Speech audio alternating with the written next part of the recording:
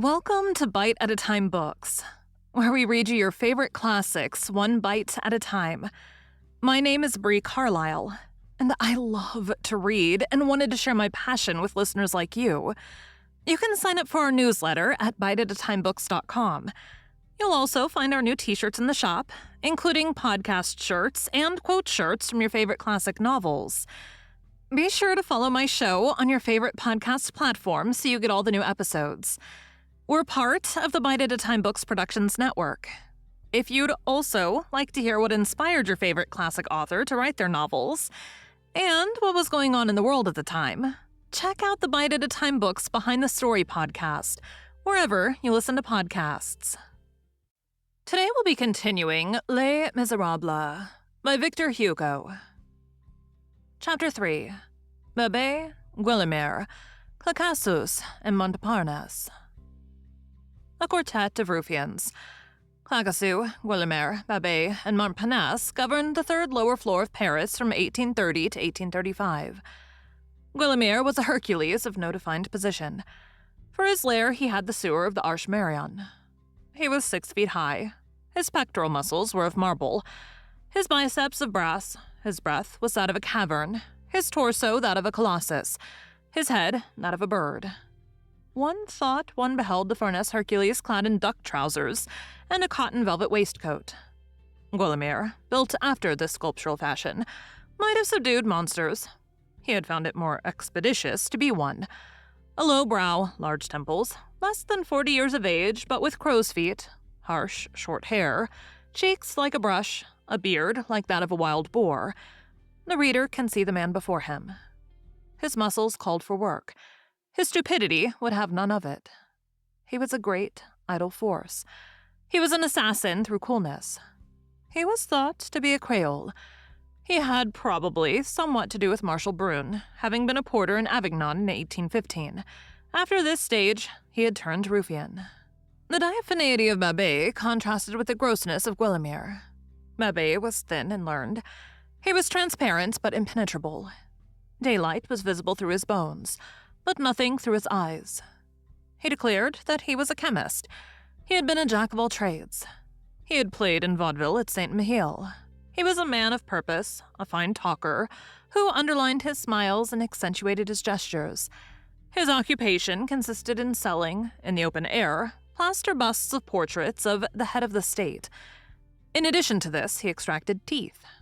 He had exhibited phenomena at fairs, and he had owned a booth with a trumpet in this poster: Babet, dental artist, member of the academies, makes physical experiments on metals and metalloids, extracts teeth, undertakes stumps abandoned by his brother practitioners, price 1 tooth, 1 franc, 50 centimes, 2 teeth, 2 francs, 3 teeth, 2 francs, 50.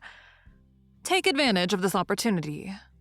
This take advantage of this opportunity meant have as many teeth extracted as possible. He had been married and had had children. He did not know what had become of his wife and children. He had lost them as one loses his handkerchief. Babet reads the papers, a striking exception in the world to which he belonged. One day, at the period when he had his family with him in his booth on wheels, he had read in the Messenger that a woman had just given birth to a child who was doing well and had a calf's muzzle, and he exclaimed, "There's a fortune. My wife has not the wit to present me with a child like that." Later on, he had abandoned everything in order to undertake Paris. This was his expression. Who was Claquesous? He was night. He waited until the sky was daubed with black before he showed himself. At nightfall, he emerged from the hole whither he returned before daylight. Where was this hole? No one knew. He only addressed his accomplices in the most absolute darkness, and with his back turned to them. Was his name Claquesous? Certainly not. If a candle was brought, he put on a mask. He was a ventriloquist. Babet said, "Claquesous is a nocturne for 2 voices." Claquesous was vague, terrible, and a roamer. No one was sure whether he had a name. Claquesous being a sobriquet, none was sure that he had a voice. As his stomach spoke more frequently than his voice, no one was sure that he had a face, as he was never seen without his mask. He disappeared as though he had vanished into thin air. When he appeared, it was as though he sprang from the earth. A lugubrious being was Montparnasse. Montparnasse was a child, less than 20 years of age, with a handsome face, lips like cherries, charming black hair, the brilliant light of springtime in his eyes. He had all vices and aspired to all crimes. The digestion of evil aroused in him an appetite for worse. It was a street boy turned pickpocket, and a pickpocket turned garroter.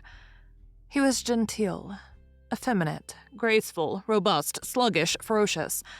The rim of his hat was curled up on the left side in order to make room for a tuft of hair after the style of 1829.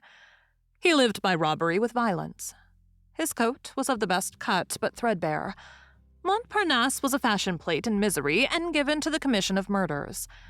The cause of all this youth's crimes was a desire to be well dressed. The first grisette who had said to him, "You are handsome," had cast the stain of darkness into his heart and had made a Cain of this Abel. Finding that he was handsome, he desired to be elegant. Now, the height of elegance is idleness. Idleness in a poor man means crime. Few prowlers were so dreaded as Montparnasse. At 18, he had already numerous corpses in his past. More than one passerby lay with outstretched arms in the presence of this wretch, with his face in a pool of blood. Curled, pomaded with laced waist, the hips of a woman, the bust of a Prussian officer, the murmur of admiration from the boulevard wenches surrounding him, his cravat knowingly tied, a bludgeon in his pocket, a flower in his buttonhole. Such was this dandy of the sepulchre. Thank you for joining Bite at a Time Books today, while we read a bite of one of your favorite classics. Again, my name is Bree Carlile, and I hope you come back tomorrow for the next bite of Les Miserables. Don't forget, you can sign up for our newsletter at biteatatimebooks.com. And while you're there, check out our t-shirt shop. You can look in the show notes or on our website, biteatatimebooks.com, for the rest of the links for our show. We'd love to hear from you on social media. You can find us everywhere at Bite at a Time Books.